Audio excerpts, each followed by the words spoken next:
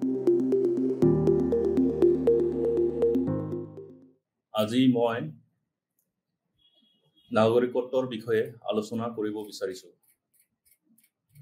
অধ্যায় নম্বৰ হৈছে 9। নাগৰিকত্ব বুলি ক'লে আমি পোনপ্ৰথমে সমাজৰ এজন লোকক বা ৰাষ্ট্ৰৰ এজন লোকক বা তেওঁলোকৰ মাজত যিটো সম্বন্ধ এইখিনিক আমি বুজিব পাৰোঁ। আৰু এই অধ্যায়ত কোনবিলাক দিশ মই আলোচনা কৰিম তাৰ এটা আভাস আৰম্ভণিতে দিব খুজিছো। প্ৰথমতে উদ্দেশ্যসমূহ আমি আলোচনা কৰিম। এই পাঠত কোনবিলাক উদ্দেশ্য আমি সামৰি ল'ম। তাৰ পিছত পৰিচয় বা পাতনি নাগৰিকত্বৰ বিষয়ে আমি আলোচনা কৰিম। তাৰ পিছতেই নাগৰিকত্বৰ ধাৰণা আৰু নাগৰিকত্বৰ ধাৰণাৰ পিছত আমি আলোচনালৈ আহিম নাগৰিকত্ব বিৱৰ্তনৰ সম্পৰ্কে আৰু নাগৰিকত্বৰ সৈতে জড়িত বিভিন্ন তত্ত্বৰ বিষয়ে আলোচনা কৰিম। এই তত্ত্বসমূহ ক্ৰমে উদাৰ তত্ত্ব 2 নম্বৰত আছে,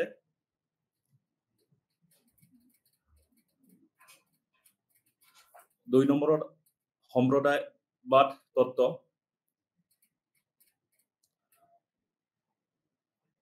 স্বতন্ত্ৰতাবাদী তত্ত্ব, মাৰ্ক্সবাদী তত্ত্ব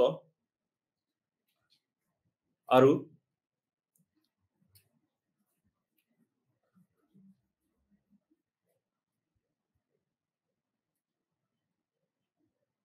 নাৰীবাদী তত্ত্ব, গান্ধীৰ মতামত, বহুত্ববাদী তত্ত্ব,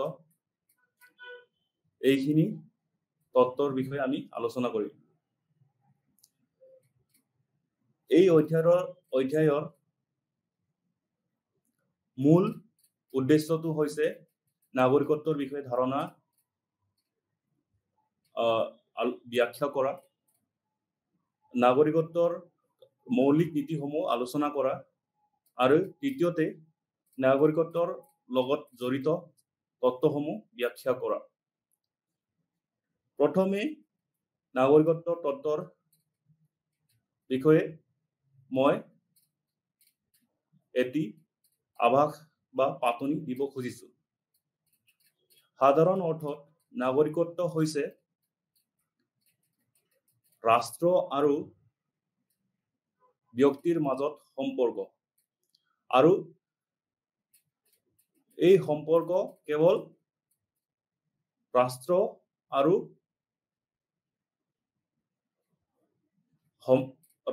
ব্যক্তিৰ মাজত পাৰস্পৰিক সম্পৰ্কক সূচায় আৰু তাৰ লগতে বিভিন্ন দিশ যেনে অধিকাৰসমূহ সামৰি লয়। T.H. মাৰ্শ্বেল এজন প্ৰখ্যাত তত্ত্বতাত্ত্বিক আছিল, যিজনে বিভিন্ন তত্ত্বৰ বিষয়ে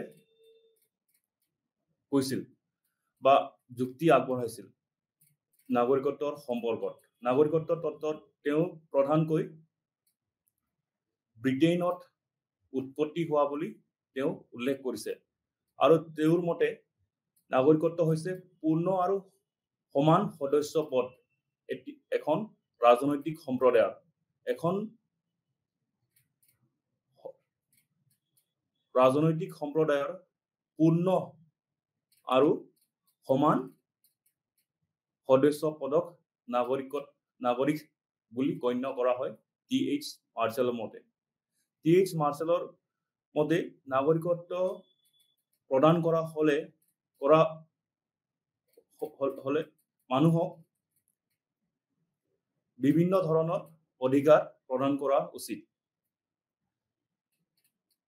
পুৰণি কালত নাগৰিকত্ব অতি সীমিত লোকক প্ৰদান কৰা হৈছিল আৰু বৰ্জনীয় প্ৰকৃতিৰ আছিল। বৰ্জনীয় প্ৰকৃতি বুলি ক'লে আমি কেৱল কেইজনমান লোককহে নাগৰিকত্বৰ অধিকাৰ প্ৰদান কৰা হৈছিল, যেনে যিসকল সম্পদশালী লোক আছিল এখন চহৰত বা এখন ৰাষ্ট্ৰত, তেওঁলোককহে নাগৰিকত্বৰ মৰ্যাদা দিয়া হৈছিল। আৰু লগতে আমি উনুকিয়াব পাৰো যে নাগৰিকত্ব হৈছে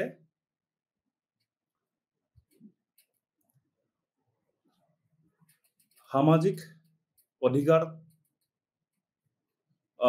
থকা এটা স্থিতি, আৰু নাগৰিকত্বৰ লগত জড়িত হৈ আছে সামাজিকৰ লগতে ৰাজনৈতিক আৰু অসামৰিক অধিকাৰ। নাগৰিকত্ব তত্ত্বৰ লগত আমি যদি আৰু আলোচনা কৰো, তেনেহলে নাগৰিকত্বৰ লগত আৰ্থ-সামাজিক দিশ বা যিসকল প্ৰান্তীয়কৰণ কৰা লোকসকলকো সূচাইছে। আজিৰ তাৰিখত নাগৰিকত্বৰ দিশটো উদাৰবাদী দৃষ্টিভংগীৰে চোৱা হয়।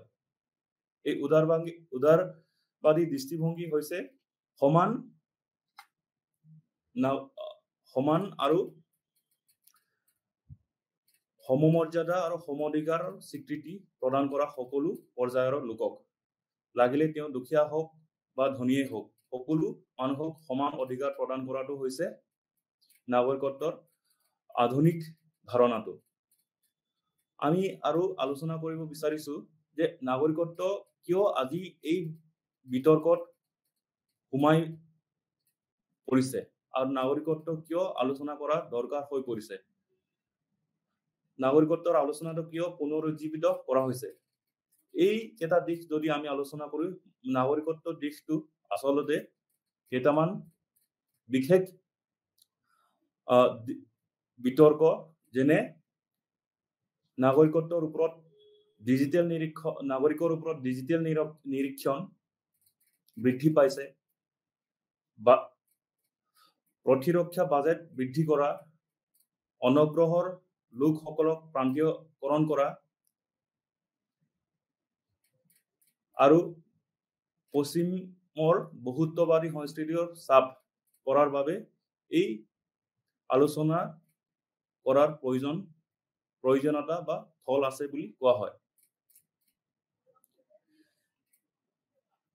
নাগৰিকত্ব ধাৰণাটো মূলতে আজিকালি সমতা আৰু সুৰক্ষাৰ লগতে ৰাজনৈতিক আৰ্থ-সামাজিক দিশটো আলোচনা কৰা হয়। আমি নাগৰিকত্বৰ ধাৰণাৰ বিষয়ে চমুকৈ আকৌ আলোচনা কৰিব বিচাৰিছো। নাগৰিকত্বৰ ধাৰণা বিভিন্ন জনৰ মতামত বা বিভিন্ন তাত্ত্বিকৰ বা বিভিন্ন পণ্ডিতসকলৰ মতামতৰ বিষয়ে আমি আলোচনা কৰিব বিচাৰিছো।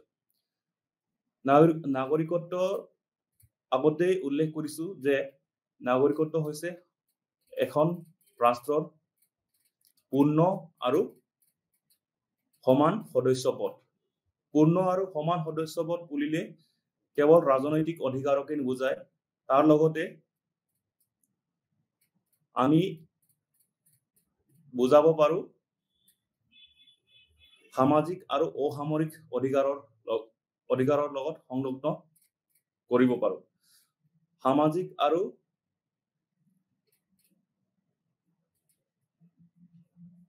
অসামৰিক অধিকাৰ অবিহনে ৰাজনৈতিক অধিকাৰ হিচাপে পূৰ্ণ নাগৰিকত্ব প্ৰদান কৰা উচিত নহয়। তাৰ বাবে এই নাগৰিকত্ব কি হয়, বিশেষকৈ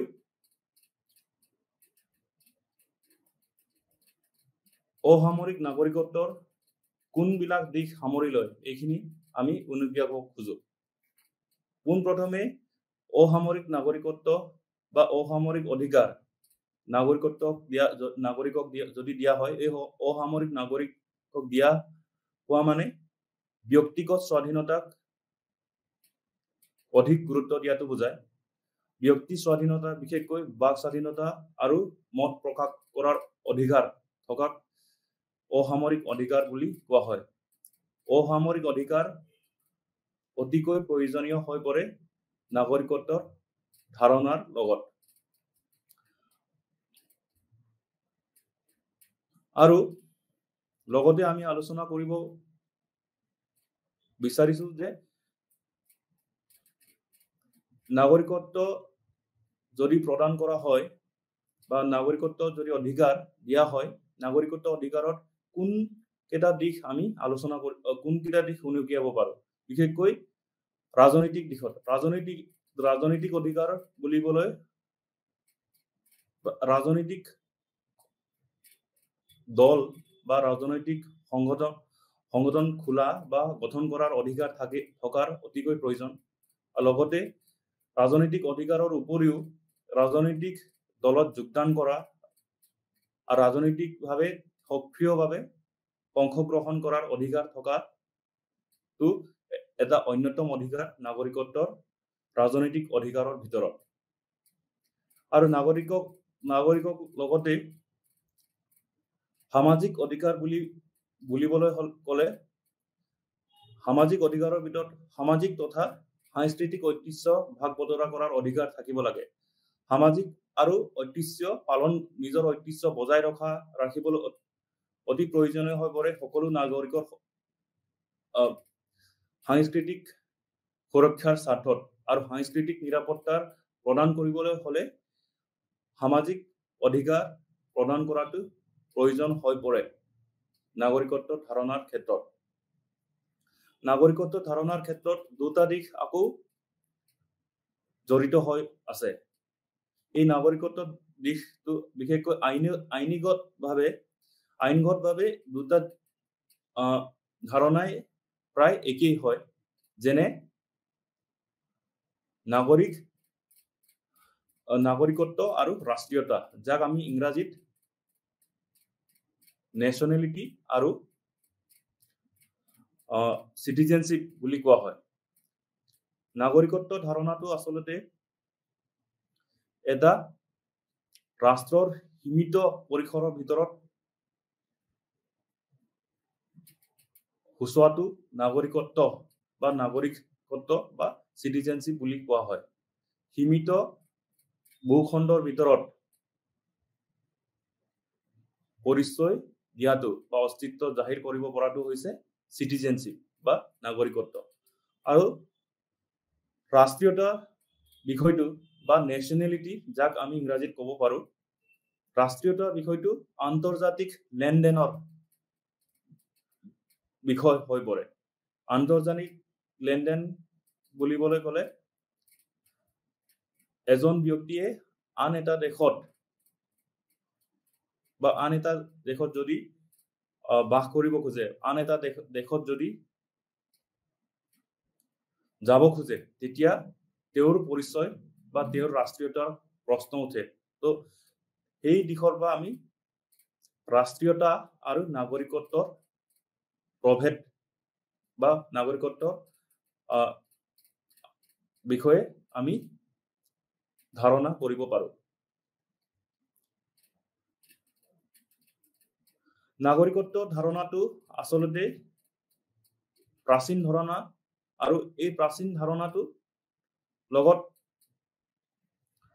বহুতখিনি দিশ জড়িত হৈ আছে নাগৰিকত্বৰ কেতিয়াবা প্ৰদান কৰা প্ৰাচীন কালত বৈষম্যৰ সন্মুখীন হৈছিল বা কিছুমান মানুহে বৰ্জনৰ সন্মুখীন হৈছিল যেনে দাস আৰু মহিলাসকল নাগৰিকত্বৰ পৰা বঞ্চিত হৈছিল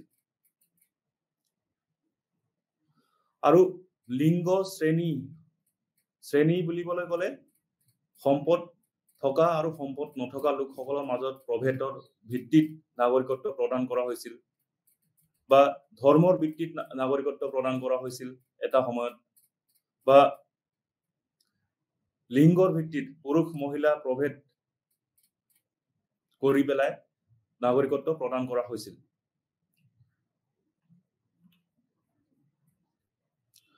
সো নাগরিকত্ব ধারণাটো আসলে তিনিটা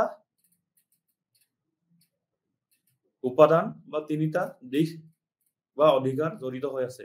এই তিনিটা অধিকার হৈছে অসামৰিক, সামাজিক আৰু ৰাজনৈতিক।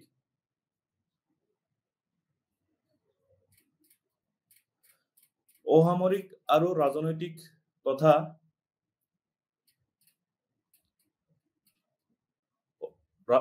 সামাজিক অধিকাৰৰ বিষয়ে আমি আগতেই আলোচনা কৰিছো। আৰু এই আলোচনাটোত আমি উল্লেখ কৰিছো যে ৰাজনৈতিক অধিকাৰ প্ৰদান কৰিবলৈ কেৱল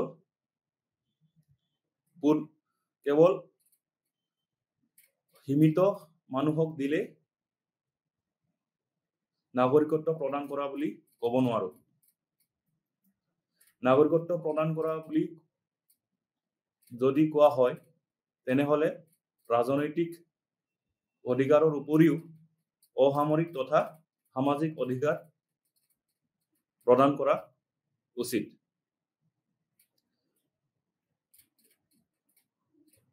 আৰু কেইটামান নাগৰিকত্বৰ কাৰক নিৰ্ধাৰকসমূহ ইয়াত আলোচনা কৰিব বিচাৰিছো। নাগৰিকত্বৰ কাৰক নিৰ্ধাৰকসমূহ হৈছে কেনেকৈ নাগৰিকত্ব পাব পাৰি বা কোন ধৰণৰ শ্ৰেণীক বা কোন ধৰণৰ লোকক ব্যক্তিক নাগৰিকত্ব হিচাপে স্বীকৃত কৰিব পাৰি বা এটা নাগৰিকত্ব প্ৰদান কৰা হয়। এইখিনি কাৰকসমূহ ইয়াত আলোচনা কৰিব বিচাৰিছো। নাগৰিকত্ব লাভ কৰিব পৰা অন্যতম এটা কাৰক হ'ল এখন জন্মৰ দ্বাৰা নাগৰিকত্ব, যাক ইংৰাজীত জুছ সাংগুইনিছ। জন্মৰ দ্বাৰা নাগৰিকত্ব বুলিবলৈ যিকোনো এজন পিতৃ বা মাতৃৰ বা পিতৃ মাতৃ উভয়ে এখন দেশত জন্মৰ সূত্ৰে যদি তেওঁৰ ল'ৰা বা ছোৱালী বা তেওঁৰ যিখিনি ল'ৰা ছোৱালী জন্ম হয় তেওঁক নাগৰিকত্ব প্ৰদান কৰা হয় বা নাগৰিকত্বৰ অধিকাৰ দিয়া হয়। তো জন্মসূত্ৰে যিকোনো পিতৃ বা মাতৃ বা তেওঁৰ পিতৃ মাতৃ উভয়ে তেওঁৰ যিখিনি ল'ৰা ছোৱালী জন্ম হয় তাৰ যিখিনি এই ব্যক্তিসকলক নাগৰিকত্ব পুনঃচাতে প্ৰদান কৰা হয়। আৰু এই নাগৰিকত্ব প্ৰায়বোৰ দেশত বা সকলো দেশত এই নাগৰিকত্ব প্ৰদান কৰাৰ অন্যতম কাৰক হয়। দ্বিতীয়তে দেশৰ ভিতৰত বা জন্ম গ্ৰহণ কৰাটো হৈছে আন এটা নাগৰিকত্বৰ কাৰক নিৰ্ধাৰণ। এখন দেশৰ ভিতৰত যদি কোনোবা জন্ম হয় তেওঁ স্বতঃস্ফূৰ্তভাৱে এই দেশৰ নাগৰিক হৈ পৰে, যাক আমি জুছ চলি বুলি কোৱা হয়। এই দিশটো বা এই কাৰকটো কেইখনমান দেশতহে প্ৰযোজ্য হয়। এই কাৰক বা এই জন্মসূত্ৰে কোনোবা এজন নাগৰিক আন এটা দেশত তেওঁৰ ল'ৰা ছোৱালী জন্ম দিয়া হয়, তেওঁ এই দেশত কোনোবা এই দেশত যি দেশত জন্ম গ্ৰহণ কৰে এই দেশক তেওঁক স্বতঃস্ফূৰ্তভাৱে নাগৰিকত্ব প্ৰদান কৰা হয়। তেওঁৰ পিতৃ মাতৃক নহয়, কিন্তু তেওঁৰ ল'ৰা ছোৱালীক বা ল'ৰা হওক বা ছোৱালী হওক তেওঁৰ যিখিনি জন্ম হয়। আৰু লগতে কোৱা হয় যে জন্ম এই যিখিনি সুবিধা বা এই নাগৰিকত্বৰ যিটো সুবিধা কেইটামান দেশত এনে প্ৰযোজ্য হয়। এই এইটো হৈছে অন্যতম এটা কাৰক নিৰ্ধাৰক বিবাহৰ দ্বাৰা নাগৰিকত্ব বহুকেইখন দেশত বিবাহৰ দ্বাৰাও নাগৰিকত্ব প্ৰদান কৰা হয় বিবাহ সূত্ৰে যদি কোনোবা ল'ৰা বা কোনোবা ব্যক্তিয়ে আন এটা ব্যক্তি অন্য এটা দেশত বসবাস কৰে আৰু নাগৰিকত্ব গ্ৰহণ কৰিব খোজে তেনেহলে তেওঁ বিবাহ সূত্ৰে নাগৰিকত্ব লাভ কৰিব পাৰে এই নাগৰিকত্ব এনে ধৰণৰ নাগৰিকত্ব আসলতে বিবাহ সূত্ৰে দিয়া বহুতখিনি নিষেধাজ্ঞা বা বহুতখিনি আৰু নিষেধাজ্ঞা আৰোপ কৰা হয় বিশেষকৈ তন্নতন্নকৈ এনে ধৰণৰ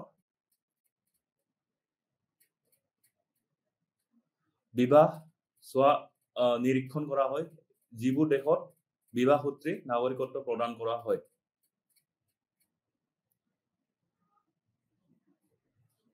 আন এটা কাৰক নিৰ্ধাৰক হৈছে প্ৰাকৃতিকৰণ হৈছে যদি কোনোবা এজন ব্যক্তিয়ে আন এটা নিজৰ দেশক এৰি পেলাই আন এটা দেশত নাগৰিকত্ব গ্ৰহণ কৰিব খোজে তো এই দেশত গ্ৰহণ কৰিবলৈ কিছু বছৰ থকাৰ প্ৰয়োজন বা তেওঁৰ সেই দেশৰ নাগৰিকত্ব কিছুমান চৰ্ত পালন কৰা উচিত বা চৰ্ত পালন কৰিব লাগে এই চৰ্ত সমূহ কেতিয়াবা 5 বছৰ কেতিয়াবা কিছুমান দেশত 6 বছৰ কিছুমান দেশত 10 বছৰো থাকিব পাৰে তো এই দিশত চাবলৈ গ'লে এই ব্যৱস্থাটো বিশেষকৈ ৰাজনৈতিকভাৱে যদি কোনোবা উৎপীড়নৰ সন্মুখীন হয় আৰু তেওঁৰ যিটো নিজৰ দেশত আন এটা দেশত তেওঁ ভগনীয়া হৈ পৰে এই ক্ষেত্ৰত তেওঁ আন এটা দেশত প্ৰাকৃতিকৰণৰ প্ৰক্ৰিয়াৰে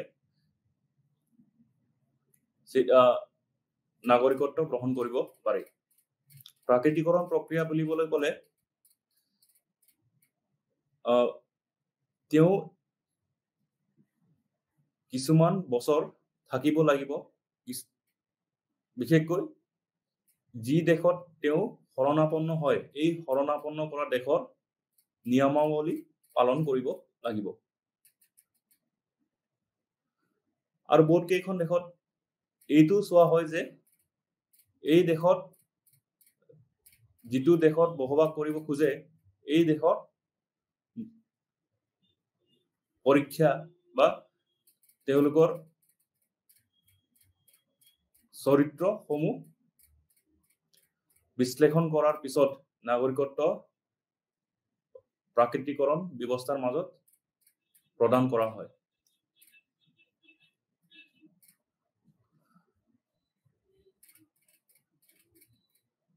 এই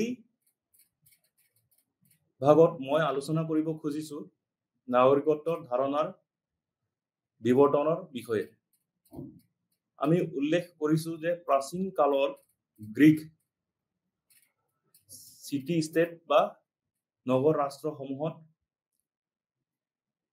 নাগৰিকত্বৰ উৎপত্তি হৈছিল নাগৰিকত্বৰ উৎপত্তি আসলতে প্ৰাচীন কালত বহুত সীমিত সংখ্যক লোকক প্ৰদান কৰা হৈছিল জনসংখ্যাৰ যিসকল জনসংখ্যা বসবাস কৰিছিল এই সকলো জনসংখ্যাক নাগৰিকত্ব বুলি গণ্য কৰা হোৱা নাছিল প্ৰাচীন ৰোমত বৰ্তমানৰ যিটো ইটালী ৰাজধানী ইটালীৰ দেশৰ ৰোমত ধনী শ্ৰেণীৰ ব্যক্তিসকলক নাগৰিকত্ব প্ৰদান কৰা হৈছিল দাস আৰু মহিলাসকলক নাগৰিকত্ব অধিকাৰৰ পৰা বঞ্চিত কৰা হৈছিল আৰু এই এনে ধৰণৰ অধিকাৰ সীমিত অধিকাৰ বা অধিকাৰ নোহোৱাকৈ ভাগ কৰিব লাগিছিল দাস আৰু মহিলাসকল প্ৰাচীন নগৰ ৰাষ্ট্ৰসমূহত বিশেষকৈ ব্ৰিক আৰু ৰুমত।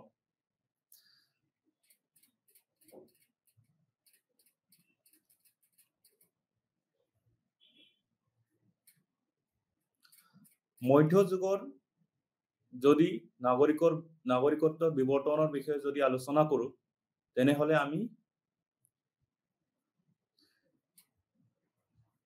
জন লক আৰু থমাস হবছৰ সামাজিক চুক্তিৰ ধাৰণাৰ সম্পৰ্কে জানিব লাগিব, য'ত উল্লেখ আছিল যে নাগৰিকত্ব বা ব্যক্তিৰ নিৰাপত্তা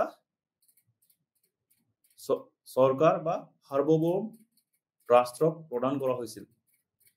ব্যক্তিৰ নিৰাপত্তাৰ দিশটো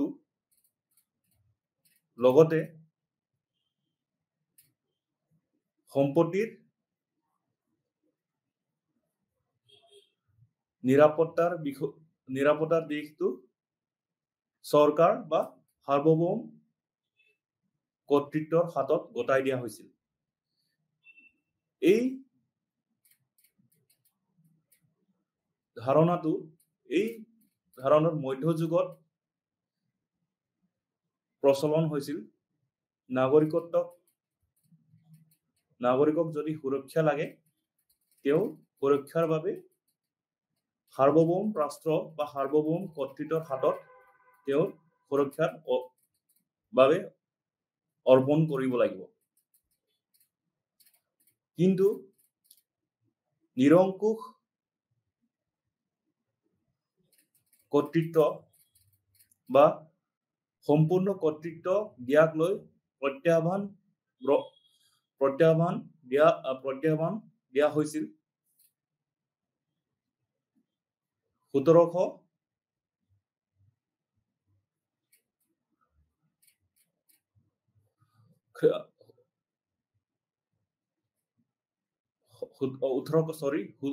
শতিকাত দিয়া হৈছিল, বিশেষকৈ ফৰাচী বিপ্লৱৰ সময়ত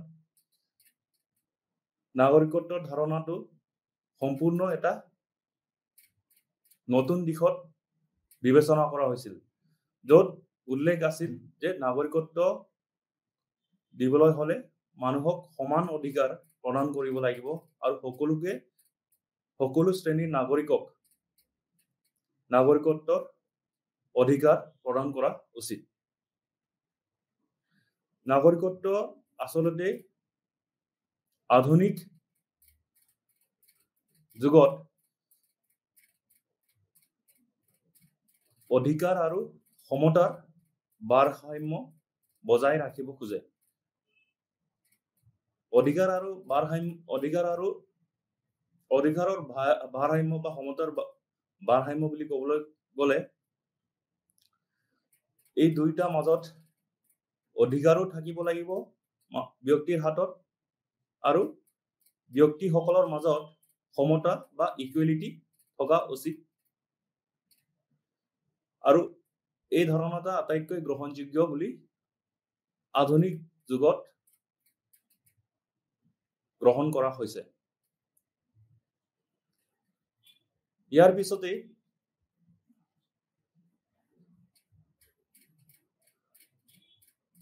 নাগৰিকত্বৰ তত্ত্বৰ বিষয়ে মই আলোচনা কৰিব খুজিছো।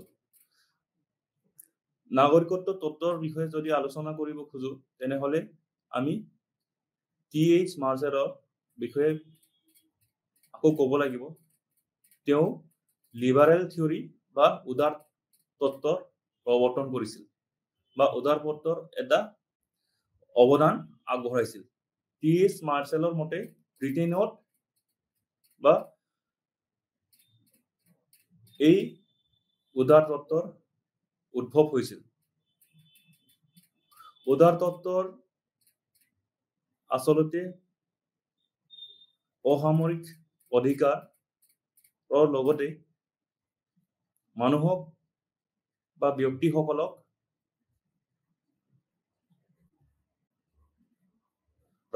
ৰাজনৈতিক আৰু সামাজিক অধিকাৰ প্ৰদান কৰাৰ বিষয়ে আলোচনা কৰা হয় বা এই তত্ত্বত সোমাই দিয়া হয়। তেওঁ গ্ৰন্থ টি.এইচ. মাৰ্শ্বেলৰ গ্ৰন্থ চিটিজেনশ্বিপ এণ্ড ছ'চিয়েল ক্লাছ, যাক আমি অসমীয়াত ক'ব পাৰোঁ নাগৰিকত্ব আৰু সামাজিক শ্ৰেণী, 1950 চনত লিখা হৈছিল এই কিতাপখন। এই কিতাপত আচলতে নাগৰিকত্বৰ বিষয়ে বিশদভাৱে তেওঁ যুক্তি বা আলোচনা আগবঢ়াইছিল আৰু তেওঁ বিশেষকৈ 3টা দিশ আলোচনা কৰিছিলে। এই 3টা মূল দিশটো হৈছে অসামৰিক বা চিভিল ৰাইট, যাক ইংৰাজীত কোৱা হয়, ৰাজনৈতিক অধিকাৰ বা ৰাজনৈতিক বা পলিটিকেল ৰাইট, আৰু ছ'চিয়েল ৰাইট বা সামাজিক অধিকাৰ। এই 3টা অধিকাৰৰ বিষয়ে তেওঁ ঘাইকৈ উল্লেখ কৰিছিলে। এই 3টা অধিকাৰৰ আচলতে এটা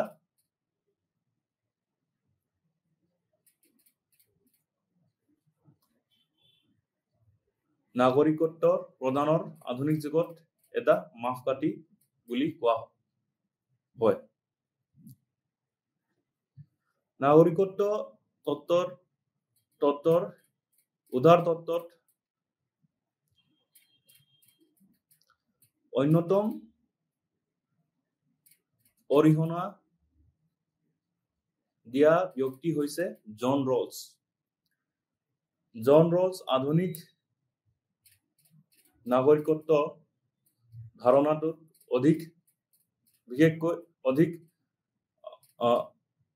বিশেষকৈ তেওঁ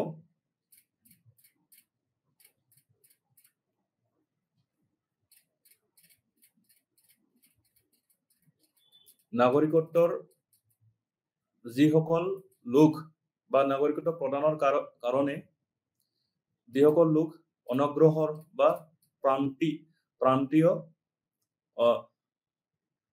কৰণ কৰা হৈছিল, তেওঁলোকক আগুৱাই নিবলৈ, তেওঁলোকক উদগনি যোগাবলৈ বা তেওঁলোকক তেওঁলোকৰ মাজত সমাজৰ বিভিন্ন অংশ বা বিভিন্ন লোকৰ মাজত সমতা আনিবলৈ পুনৰ বিতৰণ কৰাৰ ব্যৱস্থা কৰিব লাগে বুলি তেওঁ ঘোষণা কৰিছিল। জন ৰলছ আধুনিক নাগৰিকত্ব প্ৰদানৰ ক্ষেত্ৰত অন্যতম অৱদানকাৰী হিচাপে গণ্য কৰা হয়। আৰু জন ৰলছৰ এই ধাৰণাটো বিশেষকৈ তেওঁ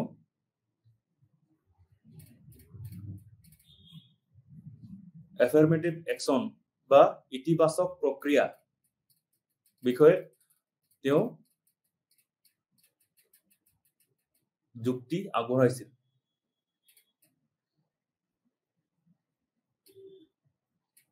আন এটা নাগৰিকত্ব তত্ত্বৰ হৈছে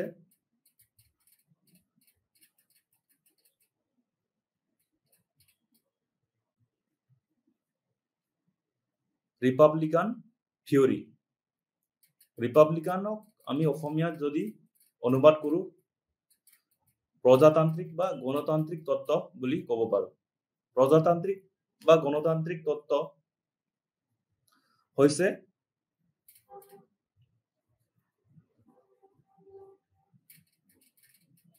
যে সকলো নাগৰিকক বা সকলো ব্যক্তিক সক্ৰিয়ভাৱে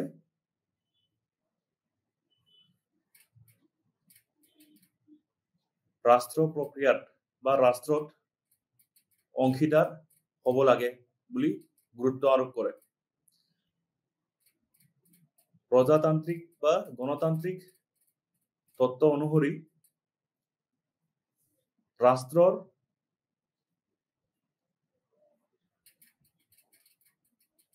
ৰাজনৈতিক প্ৰক্ৰিয়াত হওক বা সামাজিক প্ৰক্ৰিয়াত হওক, সকলো দিশত ব্যক্তিসকলে বা নাগৰিকসকলে সক্ৰিয় ভূমিকা পালন কৰিব লাগে। সক্ৰিয় ভূমিকা পালন কৰিলে সকলো দিশৰ পৰা উন্নত হ'ব বুলি ঘোষণা কৰে বা এই তত্ত্বই ঘোষণা কৰে।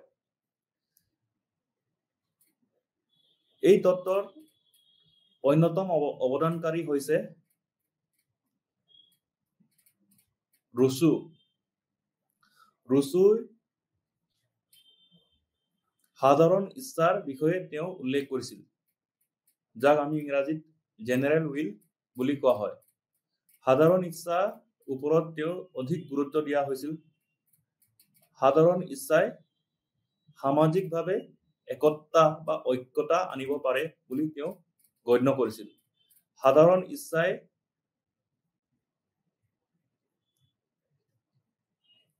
অন্য দিশবোৰ, বিশেষকৈ লিংগ, জাতি, ধৰ্ম, এই দিশবোৰ সাধাৰণ ইচ্ছা বা জেনেৰেল উইলে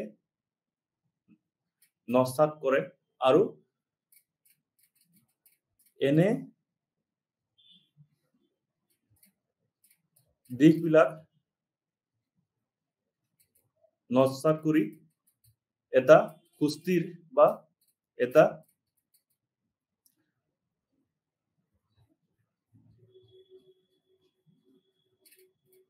সুস্থিৰ গণতন্ত্ৰ স্থাপন কৰাত গঢ় দিয়ে বুলি এই তত্ত্বই অৱকাশ দিয়ে।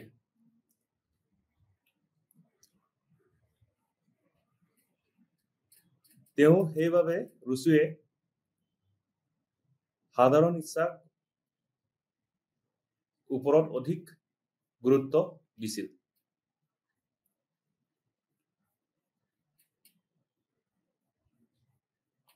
আন এটা গুৰুত্বপূৰ্ণ নাগৰিকত্ব তত্ত্ব হৈছে লিবাৰ্টাৰিয়ান থিয়ৰী, যাক অসমীয়াত আমি স্বতন্ত্ৰতাবাদী তত্ত্ব বুলি ক'ব পাৰোঁ। স্বতন্ত্ৰতাবাদী তত্ত্ব হৈছে এটা আধুনিক যুগত আৱিৰ্ভাৱ হোৱা তত্ত্ব। এই আধুনিক যুগত বিশেষকৈ 70ৰ দশকত ব্ৰিটিছ প্ৰধানমন্ত্ৰী মাৰ্গাৰেট থেচ্চাৰে বজাৰৰ অধিকাৰৰ বিষয়ে অধিক গুৰুত্ব দিয়া হৈছিল। বজাৰৰ অধিকাৰ বুলি ক'লে মানুহক কল্যাণকামী বা ৰাষ্ট্ৰৰ যিটো কল্যাণকামী কাৰ্যকলাপ আছে, এই কাৰ্যকলাপখিনি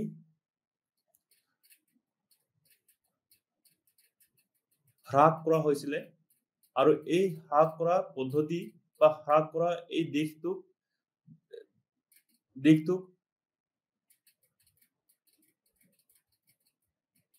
লিবাৰ্টাৰিয়ান বা স্বতন্ত্ৰতাবাদী তত্ত্ব বুলি কোৱা হয়। এই তত্ত্বই ৰাষ্ট্ৰৰ দ্বাৰা কল্যাণমূলক আঁচনিসমূহ বা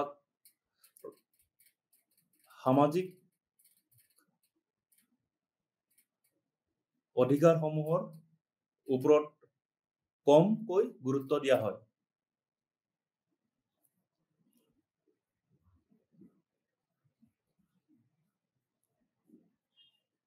আৰু আন এটা গুৰুত্বপূৰ্ণ দিশ হৈছে কল্যাণকামী ৰাষ্ট্ৰৰ বিষয়ে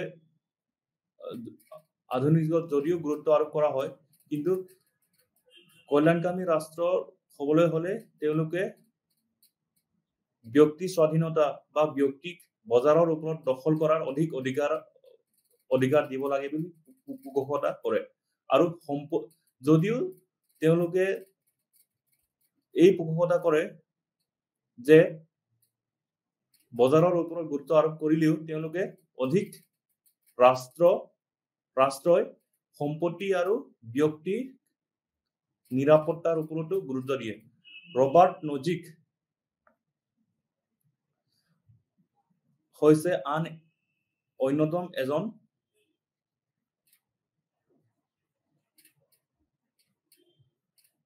পণ্ডিত, য'ত লিবাৰ্টাৰিয়ান বা স্বতন্ত্ৰবাদী তত্ত্বক সমৰ্থন কৰিছিল।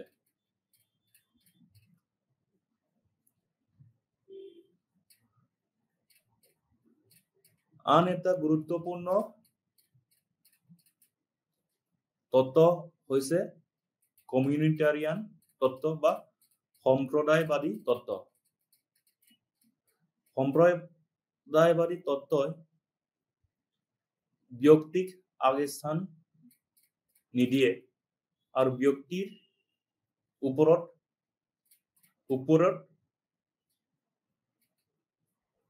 সম্প্ৰদায়ক আগস্থান প্ৰদান কৰে। সম্প্ৰদায় অবিহনে ব্যক্তি নাথাকে বুলি তেওঁলোকে গণ্য কৰে। সেয়ে সম্প্ৰদায়বাদী তত্ত্ব অনুসৰি সম্প্ৰদায়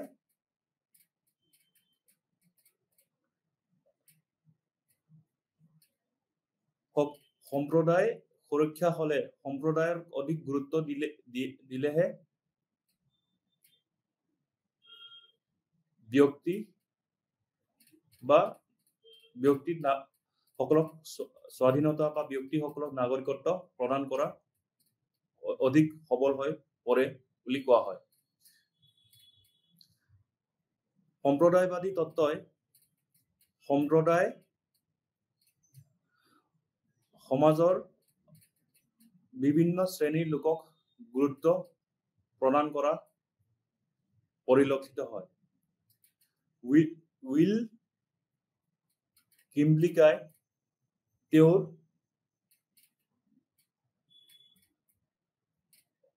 তত্ত্ব অনুসৰি সংখ্যালঘুসকলকো অধিকাৰৰ পৰা বঞ্চিত কৰিব নালাগে বুলি পোষকতা কৰে। সম্প্ৰদায়বাদী তত্ত্বই সম্প্ৰদায়ৰ ওপৰত বা সম্প্ৰদায়ৰ অধিকাৰৰ ওপৰত অধিক গুৰুত্ব দিয়ে আৰু বিভিন্ন শ্ৰেণীৰ লোকক, বিশেষকৈ সংখ্যালঘু লোকক, সমাজৰ ধৰ্মীয় সংখ্যালঘু হওক বা নৃগোষ্ঠীয় সংখ্যালঘু হওক, তেওঁলোকক অধিকাৰ দিয়াৰ পোষকতা কৰে।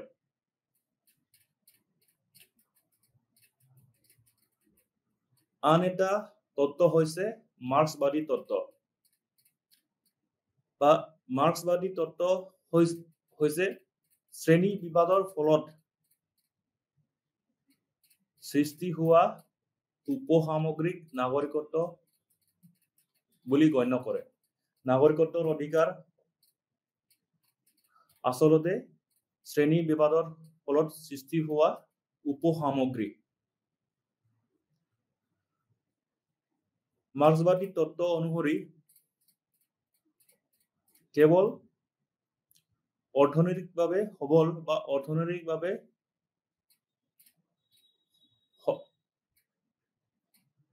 যিসকল লোক সবল হয় তেওঁলোকে আন এটা শ্ৰেণীৰ বা দুৰ্বল শ্ৰেণীৰ ওপৰত আধিপত্য বিস্তাৰ কৰে বা আধিপত্য জাহিৰ কৰে। এই আধিপত্যৰ ফলত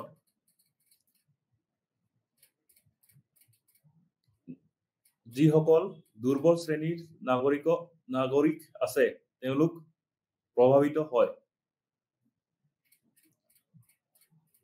মাৰ্ক্সবাদী তত্ত্বই ৰাষ্ট্ৰৰ ধাৰণাক নস্যাৎ কৰে। ৰাষ্ট্ৰৰ ধাৰণা তেওঁলোকৰ মতে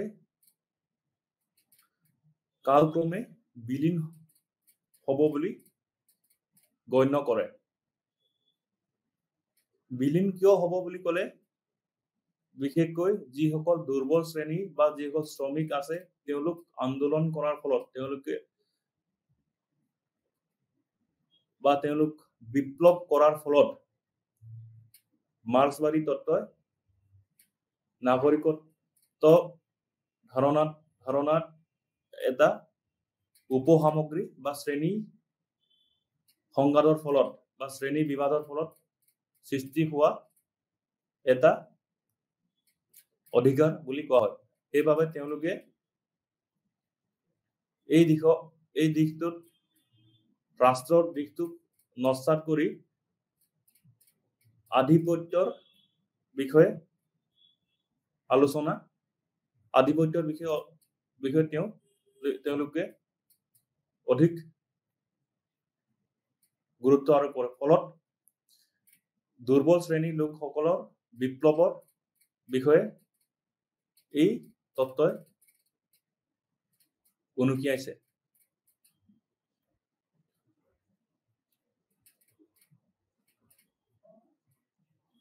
আন এটা নাগৰিকত্ব তত্ত্ব হৈছে বহুত্ববাদী তত্ত্ব। বহুত্ববাদী তত্ত্ব হৈছে এটা জটিল ধাৰণা বুলি তেওঁলোকে পোষকতা কৰে। নাগৰিকত্ব ধাৰণাটো এটা জটিল প্ৰক্ৰিয়া আৰু বিভিন্ন দিশ আছে নাগৰিকত্ব প্ৰদান কৰাক লৈ। নাগৰিকত্ব ধাৰণাটো জটিল প্ৰক্ৰিয়া বা জটিল এটা সমস্যা বুলি তেওঁলোকে গণ্য কৰে বহুত্ববাদী তত্ত্বই। বহুত্ববাদী তত্ত্ব অনুসৰি নাগৰিকত্ব কেৱল ৰাষ্ট্ৰ বা ব্যক্তিৰ বিশেষৰ ফলত সৃষ্টি হোৱা বিষয় নহয়। নাগৰিকত্ব তত্ত্ব এই বহুত্ববাদী তত্ত্ব অনুসৰি বহুতখিনি বা দিশ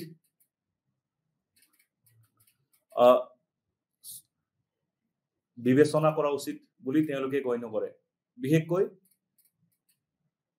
লিংগ, শ্ৰমিক শ্ৰেণী, ধৰ্ম, নৃগোষ্ঠীয় জাতি,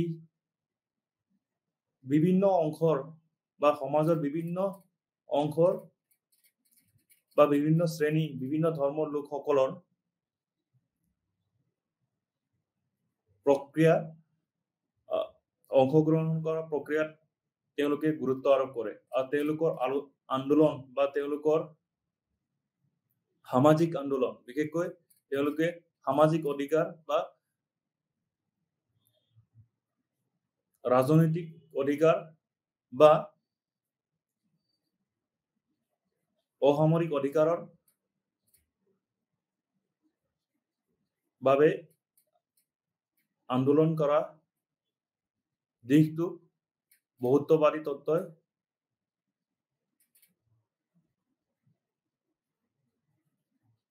গুৰুত্ব আৰোপ কৰে আৰু এইকেইটা দিশ তেওঁলোকে মনোনিৱেশ কৰিবলৈ পোষকতা কৰে।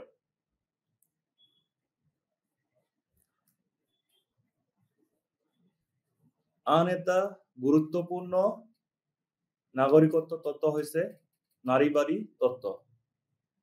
নাৰীবাদী তত্ত্ব মতে নাৰীবাদী তত্ত্ব আচলতে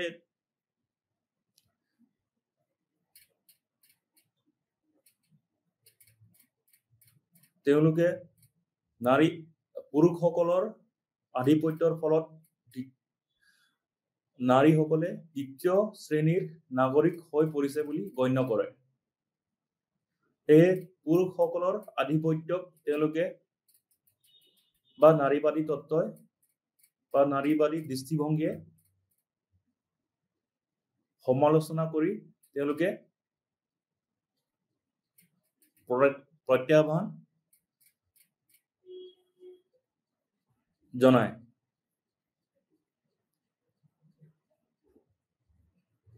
70ৰ দশকত যেতিয়া নাৰীবাদী আন্দোলন হৈছিল তেতিয়া এটা বিশেষ শ্লোগান আওৰাইছিল।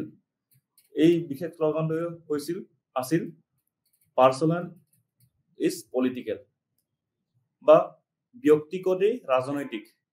ব্যক্তিগতেই ৰাজনৈতিক বুলিবলৈ ক'লে আমি অধিক বহলাই আলোচনা কৰিব খুজিলে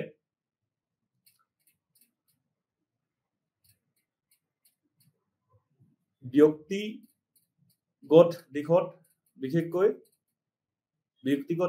ঘৰুৱা কামত নাৰীসকলে মনোনিৱেশ কৰিব লাগে বুলি বহুতেই গণ্য কৰে।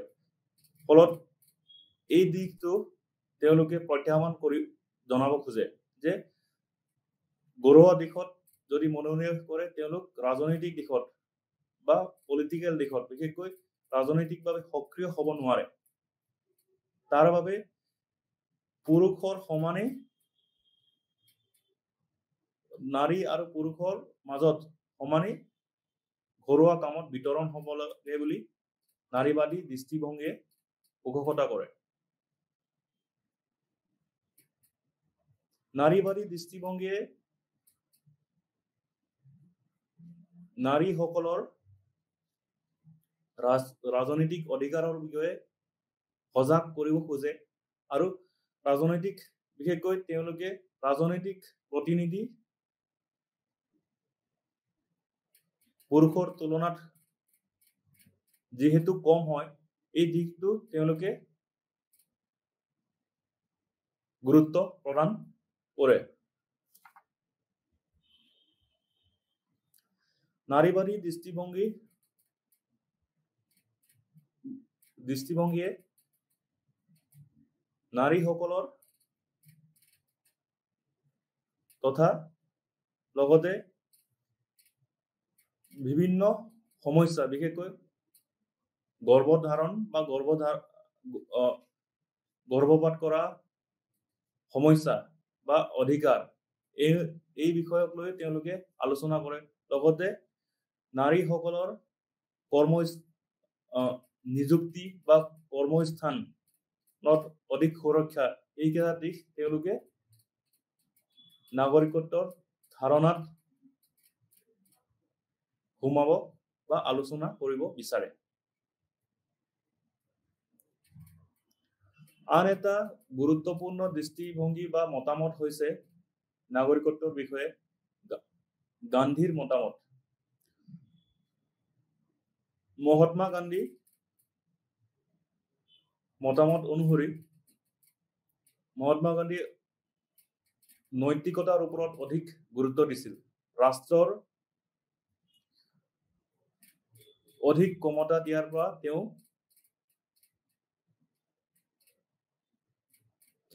সমৰ্থন কৰা নাছিলে। ৰাষ্ট্ৰই বিশেষকৈ যদি বলপূৰ্বকভাৱে বা ক্ষমতা কেন্দ্ৰীভূত কৰা হয় তেতিয়া সমাজৰ সমস্যা বা সমাজৰ বিভিন্ন প্ৰভাৱ পৰিব পাৰে বুলি তেওঁ মতামত দিছিলে। গান্ধীৰ মতামত অনুসৰি ৰাষ্ট্ৰৰ ভিতৰত নাগৰিকৰ নৈতিক কৰ্তব্য ও দায়িত্ব আছে আৰু তেওঁ ধৰ্ম, অহিংসা আৰু সত্যৰ ওপৰত আধাৰ কৰি পেলাই নাগৰিকত্ব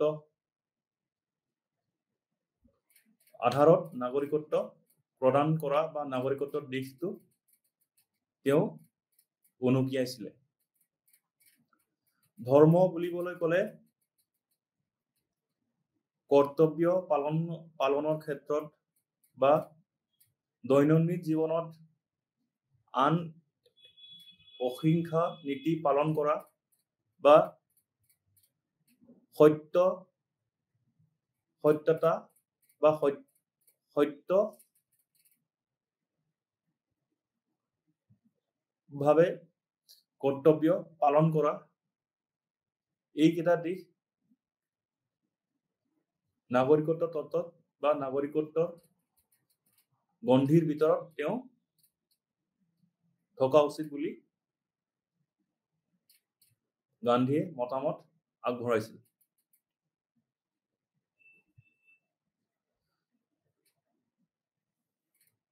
আন এটা গুৰুত্বপূৰ্ণ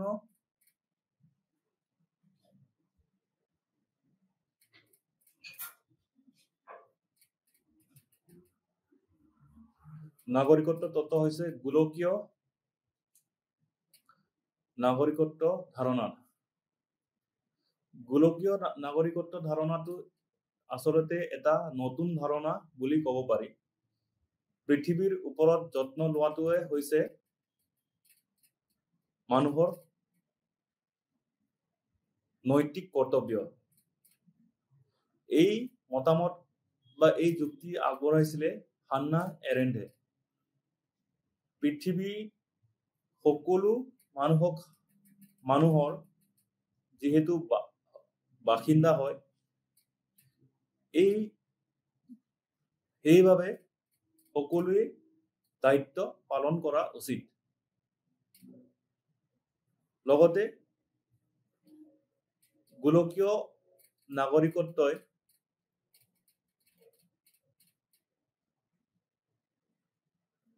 কৰ্তব্যৰ ওপৰতো গুৰুত্ব আৰোপ কৰে।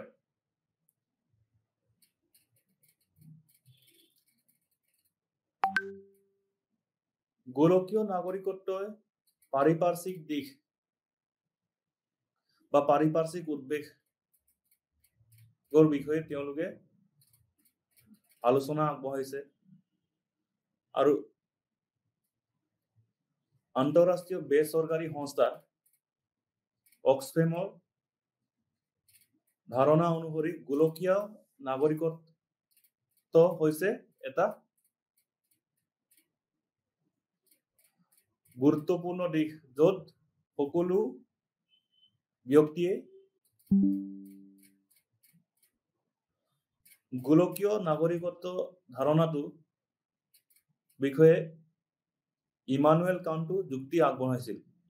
ইমানুৱেল কাণ্টে কৈছিল যে ব্যক্তিসকলৰ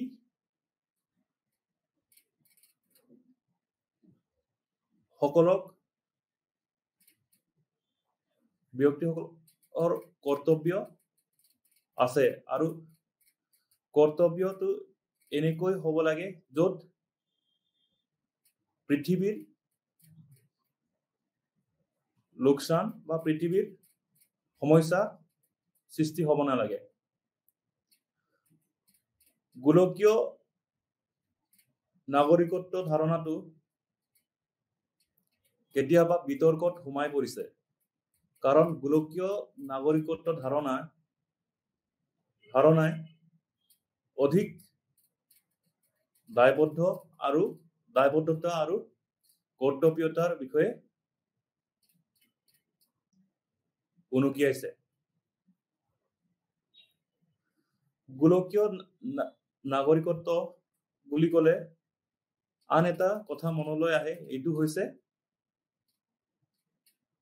ইমানুৱেল কাণ্টৰ যিটো ধাৰণা ৱৰ্ল্ড গভৰ্ণমেণ্ট বা আন্তঃৰাষ্ট্ৰীয় চৰকাৰ বা বিশ্ব চৰকাৰ।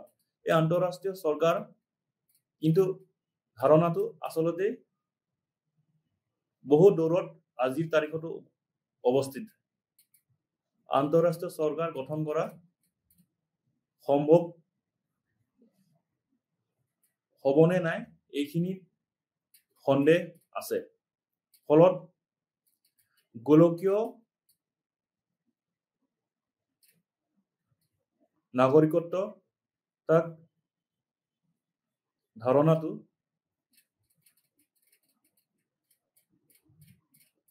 প্ৰত্যাহ্বান কৰা হয়।